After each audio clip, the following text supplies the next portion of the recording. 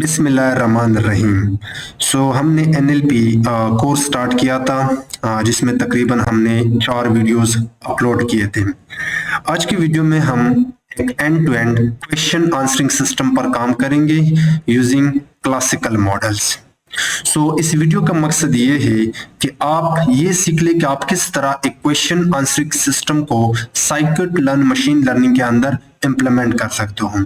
यानी जब आप एक क्वेश्चन आंसरिंग मॉडल तैयार करते हो तो फिर आपके पास एक छोटा सा यूजर इंटरफेस होगा जहां पे आप क्वेरी डालोगे और वो मॉडल पलट के आपको आंसर देगा। बेसिकली ये एक टेक्स्ट जनरेशन सिस्टम है ना। यहाँ पे आप लोग सोच रहे होंगे कि since this is NLP course और अभी हम बेसिक टॉपिक्स पढ़ रहे हैं तो क्यों हम इतने एडवांस टॉपिक पे जा रहे हैं। मैं जस्ट आपको ये दिखाना चाहता हूं कि आप साइकिट लर्न की मदद से एक end to end question answering system कैसे बनाते हो।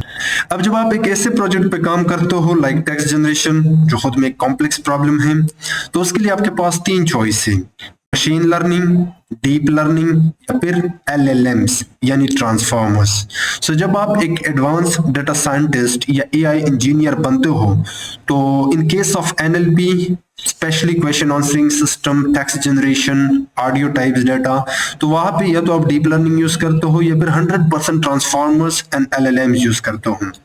लेकिन हम इस सेम प्रॉब्लम को classical models like logistic regression, decision trees, random forest जो मशीन लर्निंग के स्टैंडर्ड या क्लासिकल मॉडल्स हैं वो यहाँ पे इंप्लीमेंट करके इस प्रॉब्लम को बड़े अच्छे तरीके से हैंडल कर लेंगे। तो ये एक बहुत ही अच्छी अपॉर्चुनिटी है आपके लिए as a beginner and intermediate student कि आप इस वीडियो को एंड तक देखें और आप ये जान लोगे कि आप किस तरह एक क्वेश्चन आंसरिंग सिस्टम को scikit learn and machine learning के अंदर इंप्लीमेंट कर सकते हो।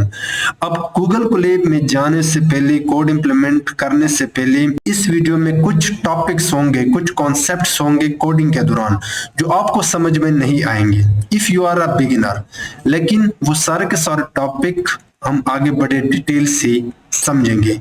लेकिन यहाँ पे आपको एक टॉपिक समझ में नहीं आएगा, टेक्स्ट एक्सट्रैक्शन या टेक्स्ट ट्रांसफॉर्मेशन। उसके लिए जो भी एल्गोरिदम आप यूज करते हो या टेक्स्ट एक्सट्रैक्शन क्या होता है उसका एक जनरल आइडिया मैं यहाँ पे इस वीडियो में दूंगा, बट ये खुद में एक बहुत बड़ा टॉपिक है और इसके लिए NLP एंड डीप लर्निंग के अंदर बहुत सारे टेक्निक्स है जो हम आने वाली वीडियो में अच्छे से एक्सप्लोर करेंगे। अब हम जाते हैं गूगल कोलैब में और यहाँ पे अपना ये प्रोजेक्ट इंप्लीमेंट करते हैं। तो कोड मैंने पहले से इंप्लीमेंट किया है और इस कोड के कुछ स्टेप्स हैं जो हमने समझने हैं। So I just need your focus and attention if you are a beginner or intermediate student, क्योंकि क्वेश्चन आंसरिंग सिस्टम खुद में एक कॉम्प्लेक्स टॉपिक है। जब आप एक रियल डेटा लेते हो और किसी क्लाइंट या कंपनी के लिए एक ऐसा सिस्टम बनाते हो, अगर आप क्वेश्चन आंसरिंग सिस्टम या प्रोजेक्ट को इम्प्लीमेंट करना सीख जाते हो then you are automatically adopted to implement or resolve any type of text generation problem, चाहे वो प्रॉम्प्ट के बेस पे हो या किसी भी केस में हो, जो कि हम आने वाली वीडियो में फर्दर एक्सप्लोर करेंगे। पहला स्टेप ये है कि आपके पास एक डेटा सेट होना चाहिए। अब ये डेटा सेट आपको कहाँ से मिलेगा डिपेंड करता है आपके प्रॉब्लम स्टेटमेंट पे। अगर क्वेश्चन आंसरिंग सिस्टम है तो आपके डेटा के अंदर मोस्टली 2 कॉलम होने चाहिए। अगर मैं आपको दिखाऊं लाइक दिस, एक होगा क्वेश्चन और एक होगा आंसर। अभी के लिए इस प्रॉब्लम के लिए मैंने एक डमी डेटा लिया है जिसमें एक क्वेश्चन है और एक करस्पॉन्डिंग आंसर है जिसमें टोटल 20 रिकॉर्ड्स हैं। ये एक क्वेश्चन आंसरिंग सिस्टम है and you can also call it text generation in some how cases. तो पहला है आपने डेटा लेकर आना है। अब ये डेटा आपको ऑनलाइन सोर्स से भी मिल जाएगा, चाहे कैगल या UCI प्लेटफॉर्म से हो या फिर अगर आप किसी क्लाइंट या कंपनी के लिए काम करते हो तो वो आपको ये डेटा प्रोवाइड कर देगा। ठीक है, उसके बाद सिंस ये डेमी डेटा था तो मैंने पेंडाज लाइब्रेरी की मदद से इस डेटा को डेटा फ्रेम में कन्वर्ट कर दिया जिसमें 2 कॉलम है, क्वेश्चन एंड आंसर।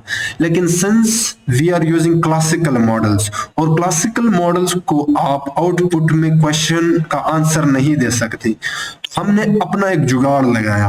हमने क्या किया कि हर क्वेश्चन के लिए एक क्लास बनाया, यानी हर क्वेश्चन के आंसर को एक नंबर असाइन किया, जिसकी वजह से ये प्रॉब्लम क्लासिफिकेशन बन गया इंस्टेड ऑफ क्वेश्चन आंसरिंग।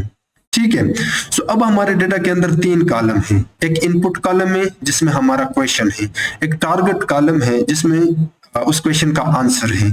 लेकिन सिंस हम क्लासिकल मॉडल यूज कर रहे हैं तो आप ये तरीका जो मैंने यहाँ पे इम्प्लीमेंट किया है ये बेस्ट है कि आप हर आंसर के लिए एक लेबल बनाएं। ठीक है, yes this is not a good way. जब आप डीप लर्निंग या ट्रांसफार्मर यूज करते हो then you don't need to create labels. आप पे कुछ और कॉन्सेप्ट्स होते हैं, आप डायरेक्टली क्वेश्चन एंड आंसर के टोकन्स बनाते हो। ठीक है, कुछ मैकेनिज्म्स है जो हम आगे आने वाले वीडियोस में पढ़ेंगे, बट सिंस अभी के लिए आप इतना समझो कि ये जो लेबल है ये हमारा टारगेट कॉलम है जहां पे कुछ इंटीजर्स वैल्यूज हैं जो हर क्वेश्चन के आंसर के लिए हमने असाइन किया है। अब ये रहा अपना इनपुट और ये रहा अपना टारगेट। नेक्स्ट हमने क्या करना है कि हमने अपने इनपुट कॉलम को क्लीन करना है, और मैंने आपको लास्ट या उससे पहले एक वीडियो में टेक्स्ट प्री प्रोसेसिंग बताया था बड़े अच्छे से, लेकिन मैंने वहां पे ये भी बताया था कि जब आप text pre processing steps implement करते हो तो वो डिपेंड करता है आपके प्रॉब्लम स्टेटमेंट पे। अगर क्लासिफिकेशन प्रॉब्लम है तो वहां पे आप लोअर केसिंग करते हो और पंक्चुएशन रिमूव करते हो, एक्स्ट्रा स्पेसेस रिमूव करते हो, स्टॉपर्स रिमूव करते हो, स्टेमिंग्स अप्लाई करते हो। लेकिन मैंने ये भी बताया था कि टेक्स्ट जनरेशन या क्वेश्चन आंसरिंग सिस्टम में you don't need to remove stoppers, क्योंकि ये अगर आप स्टॉपर्स रिमूव करते हो तो आपका क्वेश्चन का पूरा जो मीनिंग है वो चेंज हो जाता है। सो आप क्या करते हो, आप जस्ट लोअर केसिंग करते हो and you can also remove punctuation like somehow special characters, and you can also remove optionally extra spaces। तो उसके लिए हमने पाइथन का रेगुलर एक्सप्रेशन मॉड्यूल यूज किया है। देन हमने क्या किया कि हमने एक कस्टम पाइथन फंक्शन बनाया जिसका नाम है प्री प्रोसेस। इसके पास एक टेक्स्ट आ रहा है, तो सबसे पहले उस टेक्स्ट को हम लोअर केसिंग में कन्वर्ट करके टेक्स्ट को असाइन करते हैं। देन हमने क्या किया कि यूजिंग रेगुलर एक्सप्रेशन का subtract method by using this pattern कि आपने क्या करना है कि आप इस टेक्स्ट के अंदर घुसे और वहां पे लेटर के बजाय हर चीज रिमूव कर दें, यानी जितने भी कैरेक्टर्स या वर्ड्स है उनको छोड़ के बाकी हर चीज रिमूव कर दें, और पलट के हमने टेक्स्ट को असाइन किया। ऑप्शनली हमने एक्स्ट्रा स्पेसेस भी इस पैटर्न की मदद से रिमूव किए। तो ये कुछ पैटर्न्स होते हैं जो आपको याद रखने की जरूरत नहीं, बट ये बड़े काम के हैं, आगे आपको और भी अच्छे से समझ आएंगे। देन हमने क्या किया, अपने डेटा के इनपुट वाले कॉलम के अंदर जाके उस पे अप्लाई किया इस प्री प्रोसेस फंक्शन। तो बेसिकली होगा क्या, सबसे पहले ये रो या ये क्वेश्चन जाएगा, लोअर केसिंग में कन्वर्ट होगा, लेटर्स यानी वर्ड्स को छोड़ के हर चीज रिमूव हो जाएगा, एक्स्ट्रा स्पेसेस रिमूव हो जाएगा, और ये टेक्स्ट हमें पलट के मिलेगा और हम एक नए कॉलम में इसको स्टोर कर रहे हैं। जैसे कि आप देख सकते हो व्हाट इज मशीन लर्निंग, लेकिन अब ये लोअर केसिंग में है और यहाँ पे जो एक पंक्चुएशन था वो भी रिमूव हो गया। ठीक है, इसी तरह बाकी जो रोज है या क्वेश्चन है सेम उसी तरीके के लिए उसके लिए भी हमने ये सेम इम्प्लीमेंटेशन किया। सो अब हमारे पास clean question as a input column है और उसका करस्पॉन्डिंग टारगेट कॉलम है लेबल। अब नेक्स्ट स्टेप हमने ये करना है ट्रेंड टेस्ट स्प्लिट। सो उसके लिए आप scikit-learn के मॉडल सिलेक्शन से इंपोर्ट करते हो ट्रेंड टेस्ट स्प्लिट। अब मशीन लर्निंग के अंदर ट्रेंड टेस्ट स्प्लिट हम इसलिए करते हैं ताकि हम 80% डेटा से अपने मॉडल को ट्रेन कर सके एंड 20% डेटा से हम अपने मॉडल को टेस्ट कर सके, ताकि हम ये देख सके कि हमारा मॉडल कितना अच्छे से रिजल्ट देता है। तो उसके लिए आप ट्रेंड टेस्ट स्प्लिट के अंदर जाके अपना input column and corresponding target column पास करते हो और यहाँ पे आप टेस्ट साइज बताते हो विच इज 0.2, जिसका मतलब ये है कि 80% डेटा ट्रेनिंग सेट में जाएगा और रिमेनिंग 20% डेटा टेस्ट सेट्स में जाएगा, चाहे वो इनपुट से हो या टारगेट से। उसके बाद हमने क्या किया, जो सबसे इंपॉर्टेंट स्टेप है एनएलपी के अंदर, और वो है फीचर एक्सट्रैक्शन या न्यूमेरिकल रिप्रेजेंटेशन या टेक्स्ट ट्रांसफॉर्मेशन। बेसिकली हमारे पास एक इनपुट कॉलम है जिसका नाम है क्वेश्चन। मॉडल इस क्वेश्चन को उठाएगा, उसको मैप करेगा इस लेवल के साथ, इसी को हम ट्रेनिंग कहते हैं एआई एंड मशीन लर्निंग के अंदर। तो अगर ये टेक्स्ट डायरेक्टली पास करते हो आप किसी भी एमएल मॉडल को, तो वो मशीन लर्निंग मॉडल कभी भी इसको नहीं समझ पाएगा। सो हम क्या करते हैं, इसको नंबर्स में कन्वर्ट करते हैं, न्यूमेरिकल रिप्रेजेंटेशन या वेक्टर्स बनाते हैं। इसके दो एडवांटेज है। पहला एडवांटेज यह है कि मशीन नंबर्स को समझता है, दूसरा एडवांटेज यह है कि मशीन वर्ड्स के बीच में सिमेंटिक मीनिंग को कैप्चर करता है। अब सिमेंटिक मीनिंग क्या है, कैसे कैप्चर होता है, कौन सा टेक्निक बेस्ट है, वो हम आगे आने वाले वीडियो में देखेंगे। जिस तरह मैंने कहा कि कुछ कॉन्सेप्ट्स होंगे जो आपको समझ में नहीं आएंगे, इसके लिए हमने यूज किया है TF-IDF वेक्टराइजर।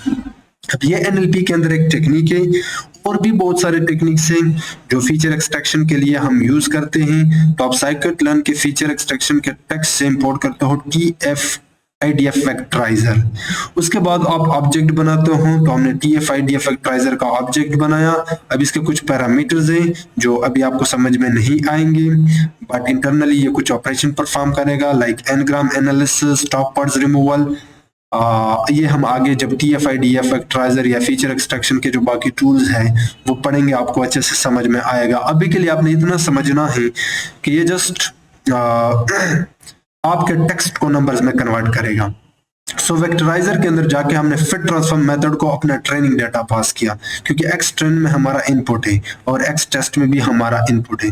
सो अब हमारे पास नए वेरिएबल आ गए, X train vector, X test vector. So अगर मैं आपको शो करके दिखाऊं, if I just run all this cells, तो ये हमारा डेटा था, और उसके बाद हमने इसका डेटा फ्रेम बनाया, उसके बाद हमने डेटा को क्लीन किया, एंड देन हमने ट्रेंड पे स्प्लिट किया, और उसके बाद हमने फीचर एक्सट्रैक्शन अप्लाई किया। सो मैं अगर एक्सट्रेंड के अंदर जाके इस वेब को कॉल कर दो और इसको टू अरे में कन्वर्ट कर दो, तो you would be able to see इसका जो न्यूमेरिकल रिप्रेजेंटेशन है। सो अब ये एक लिस्ट है, पूरा का पूरा 2D अरे है, और हर रो के लिए यानी हर क्वेश्चन के लिए एक न्यूमेरिकल वेक्टर रिप्रेजेंटेशन होगा। अब ये जो वैल्यूज है ये बेसिकली कुछ नंबर्स हैं, कुछ टोकन्स हैं जो उस क्वेश्चन को रिप्रेजेंट करता है। ये पहला क्वेश्चन था, ये दूसरा क्वेश्चन है, ये तीसरा क्वेश्चन एंड सो ऑन। ठीक है, तो हमने क्या करना है कि हमने एक मॉडल ट्रेन करना है। सो आपके पास तीन ऑप्शन है, डीप लर्निंग, LLMs या मशीन लर्निंग। सो हमने मशीन लर्निंग का जो क्लासिकल मॉडल है, लॉजिस्टिक रिग्रेशन, जो कि स्पेशली डिजाइन है क्लासिफिकेशन प्रॉब्लम के लिए, वो हमने यहाँ पे यूज किया है। सो लिनियर मॉडल से आप इंपोर्ट करते हो लॉजिस्टिक रिग्रेशन, फिर आप लॉजिस्टिक रिग्रेशन का एक ऑब्जेक्ट बनाते हो और ये इंटरनली 1000 टाइम्स इसको ट्रेन कर देगा। देन हमने मॉडल डॉट फिट को कॉल करके अपना 80% डेटा पास किया, which is extern vector and wide train. ठीक है, सो लॉजिस्टिक रिग्रेशन इस 80% डेटा पे खुद को ट्रेन कर देगा। अब हमने इस मॉडल को इवेलुएट करना है, यानी हमने मॉडल की एक्यूरेसी चेक करनी है। लेकिन for your information, this is very important, question answering system में आपका एक्यूरेसी इस तरह इवेलुएट नहीं होता। उसके लिए जब आप deep learning and transformers use करते हो, वहां पे और मैट्रिसेस हैं जो कि एडवांस मैट्रिसेस है, आप वो यूज करते हो। सो अभी सिंस एक क्लासिकल मॉडल था, तो हमने scikit-learn के मैट्रिसेस से एक्यूरेसी स्कोर को इंपोर्ट किया, एंड देन हमने मॉडल से टेस्ट डाटा पे प्रेडिक्शन किए। सो ये मॉडल के प्रेडिक्शन है हर क्वेश्चन के लिए, एंड देन हमने अपना जो एक्चुअल डेटा था वाइट टेस्ट और जो मॉडल के प्रेडिक्शन थे उसके बीच में हमने यहाँ पे कंपैरिजन किया। सो उसके बाद हमने एक्यूरेसी को प्रिंट किया, and we are getting 0.0। Now you might be thinking ये मॉडल तो बहुत ही बेकार है, लेकिन ऑनेस्टली स्पीकिंग ये मॉडल बेस्ट है, बिकॉज ये दो रीजन है। फर्स्ट रीजन ये है कि हमारा डेटा डमी है और बहुत ही कम है। सेकंड रीजन ये है कि ये क्लासिकल मॉडल है जो क्लासिफिकेशन के लिए बनाया गया है। थर्ड रीजन ये है कि ये एक्यूरेसी आपको क्वेश्चन आंसरिंग सिस्टम में हमेशा ऐसा ही रिजल्ट देगा। लेकिन अब हमने ये देखना है कि अगर हम एक क्वेश्चन दे तो क्या मॉडल आंसर देगा सही तरीके से। अगर देता है तो ये मॉडल फिर भी हम बेस्ट कंसिडर कर सकते हैं। सो अब हमने एक छोटा सा यूजर इंटरफेस या you can say inference function बनाया। ये एक फंक्शन है जिसके पास यूजर का एक क्वेश्चन आ रहा है। अब हमें सबसे पहले इस क्वेश्चन को सेम तरीके से प्री प्रोसेस करना है, तो उसके लिए हमारे पास पहले से एक फंक्शन था प्री प्रोसेस। तो ये क्वेश्चन उस फंक्शन के पास जाएगा और वो फंक्शन पलट के हमें वो यूजर का जो क्वेरी है क्लीन करके देगा। अब सेकंड स्टेप ये है कि आप इस क्वेश्चन का एक वेक्टर बनाए, क्योंकि जो ट्रेन मॉडल है वो वेक्टर पे ही प्रेडिक्शन करेगा। सो जो ट्रेन वेक्टराइजर था TF-IDF, उसके अंदर जाकर ट्रांसफॉर्म मेथड के अंदर हमने पास किया क्वेश्चन को। अब इस क्वेश्चन का एक वेक्टर होगा। देन हमने अपना ट्रेन मॉडल कॉल करके इस वेक्टर के लिए प्रेडिक्ट किया। सो अब ये मॉडल कोई लेबल प्रेडिक्ट करके देगा। अब हमने ये लेबल उठाना है, ये 0 भी हो सकता है, 1 भी हो सकता है, 2 भी हो सकता है, डिपेंड ऑन मॉडल प्रेडिक्शन। हमने ये लेबल उठाया और अपने डेटा सेट के अंदर पास किया, क्योंकि अब हम चाहते हैं कि इस प्रेडिक्टेड लेबल या इंटीजर वैल्यू की मदद से हम एक्चुअल आंसर निकाल सके जो डेटा के अंदर पड़ा है। उसके बाद हमने क्या किया, हमारे पास एक क्वेरी है, can you explain what overfitting means, and answer question function को कॉल किया विच इज दिस वन, और उसको यूजर का क्वेरी पास किया और ये पलट के हमें रिस्पांस देगा। तो ये हमने प्रिंट किया। अगर मैं कॉल कर दूं तो you would be able to see its taking time. So can you explain what overfitting means? Overfitting happens when a model learns noise instead of pattern. So आप देख सकते हो यहाँ पे मॉडल का जो आंसर है वो बेस्ट है। उसके बाद हमने एक और क्वेरी पास किया, what is data science? तो इसको भी रन करते हैं। Data science involves extracting insights from data using statistics and algorithms. So आपने देख लिया कि हमने किस तरह एक क्लासिकल एल्गोरिथम से, क्लासिकल अप्रोच से एक tough and complex question answering system को रिजॉल्व किया। तो आई होप इस सिंपल वीडियो से आपको समझ में आया होगा कि आप किस तरह एक टेक्स्ट जनरेशन बेस्ड या क्वेश्चन आंसरिंग सिस्टम बनाते हो using NLP and machine learning. So अगर आपको वीडियो पसंद आई है तो वीडियो को लाइक करो, चैनल को सब्सक्राइब करो और इस प्लेलिस्ट को भी से एक्सेस कर दे, क्योंकि आने वाली वीडियो में हम और भी एडवांस कॉन्सेप्ट पर एनएलपी के अंदर वीडियो रिकॉर्ड करेंगे। Thank you so much for watching this video.